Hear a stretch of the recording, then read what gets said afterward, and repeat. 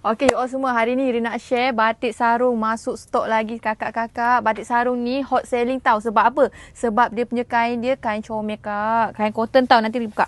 Ni kain cotton tebal, sentung besar, bidak 45, 2 meter tau. Yang ni kain cotton.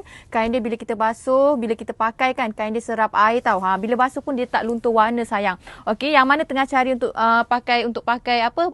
Harian, untuk buat sedekah, untuk buat hadiah, nak buat nak borong, nak 100 helai, nak 200 helai pun boleh sayang. Okey, yang ni kita punya pelekat lah. Ini pelekat ni dia 2 meter lebih tau. 2 meter lebih. Kain dia cotton.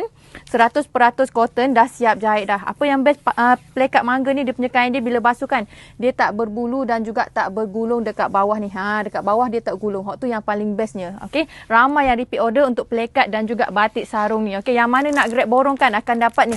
Satu design ni dia ada 5 helai tau. 5 helai akan dapat campur warna dan juga campur design macam ni. Nak 20 helai, nak 100 helai, nak 300 helai, nak borong, nak buat infak, nak buat sedekah. Ramadan yang tak lama lagi ni, boleh PM laju-laju untuk dapat stok, sebab stok batik dan juga pelekat ni memang sangat-sangat terhad sayang.